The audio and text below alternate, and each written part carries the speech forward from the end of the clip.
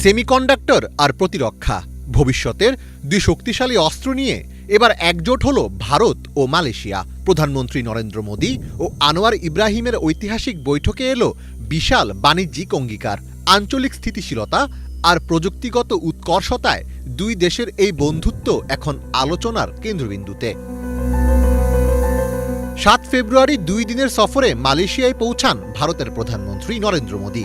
বিমানবন্দরে মোদিকে ব্যক্তিগতভাবে উষ্ণ অভ্যর্থনা জানান মালয়েশিয়ার প্রধানমন্ত্রী আনোয়ার ইব্রাহিম। কুয়ালালামপুরে বিভিন্ন স্কুল ও কলেজের 100 জন শিক্ষার্থী দুই দেশের পতাকা নেড়ে তাকে স্বাগত জানায়।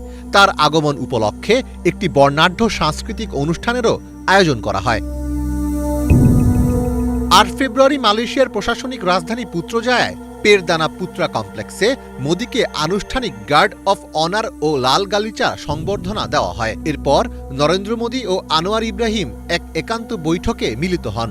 সেখানে প্রতিরক্ষা, নিরাপত্তা, বাণিজ্য এবং ডিজিটাল প্রযুক্তির মতো গুরুত্বপূর্ণ বিষয়ে আলোচনা হয়। দুই নেতার উপস্থিতিতে সেমিকন্ডাক্টর, দুর্যোগ ব্যবস্থাপনা এবং সাইবার নিরাপত্তা সহ মোট 11টি গুরুত্বপূর্ণ সমঝোতা স্মারক স্বাক্ষরিত হয়। দুই দেশের সীমান্ত বাণিজ্য সহজ করতে স্থানীয় মুদ্রা ব্যবহারের প্রচেষ্টা অব্যাহত রাখার বিষয়েও একমত হয়েছেন দুই নেতা। বৈঠক শেষে আয়োজিত এক সংবাদ সম্মেলনে সন্ত্রাসবাদ দমন, গোয়েন্দা তথ্য ভাগাভাগি এবং সামুদ্রিক নিরাপত্তায় সহযোগিতা জোরদার করার ঘোষণা দেন নরেন্দ্র মোদি। অন্যদিকে মালয়েশিয়ার প্রধানমন্ত্রী আনোয়ার ইব্রাহিম জানান, দুই দেশের সম্পর্ক এখন আর সাধারণ দ্বিপাক্ষিক সম্পর্কের মধ্যে সীমাবদ্ধ নেই। ভারত এখন অত্যন্ত দ্রুত গতিতে এগিয়ে যাচ্ছে। বিশ্ব অর্থনীতি ও বাণিজ্যে ভারতের এই উত্থান বিস্ময়কর। ফলে আসিয়ান অঞ্চলের দেশ হিসেবে মালয়েশিয়া ভারতের সাথে কাজ করে দারুণভাবে উপকৃত হবে। 2025 সালে আমাদের দুই দেশের বাণিজ্য $18 বিলিয়ন পৌঁছেছে। আমরা এখন এটিকেও ছাড়িয়ে যেতে চাই। সহযোগিতার আরও নতুন নতুন পথ ও সুযোগ তৈরি করতে চাই।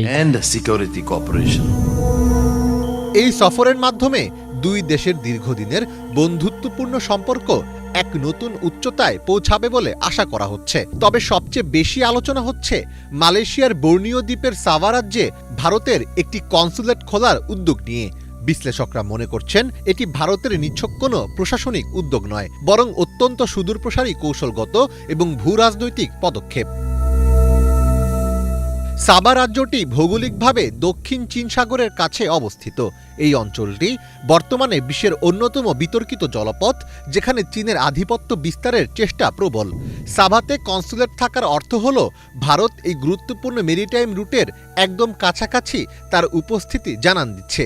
ভারতীয় নৌবাহিনীর জাহাজগুলো যখন এই রুট দিয়ে চলাচল করবে, তখন এই কনসুলেটটি লজিস্টিক সাপোর্ট হিসেবে কাজ করবে। অর্থাৎ ভারত এখানে ঘাঁটি না বানিয়েও তার নৌবাহিনীকে এই সাগরে মোতায়েনের সুযোগ পাবে।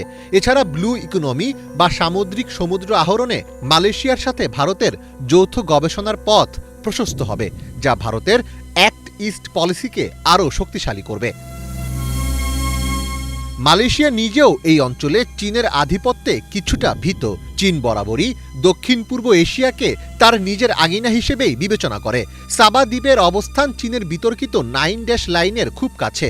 ফলে ভারতের সেখানে কনসুলেট খোলাকে চীনের একচ্ছত্র আধিপত্যের প্রতি একটি বড় কূটনৈতিক চ্যালেঞ্জ হিসেবেই দেখছেন অনেকে। মীর ফজলে রাব্বি, বাংলা ভিশন।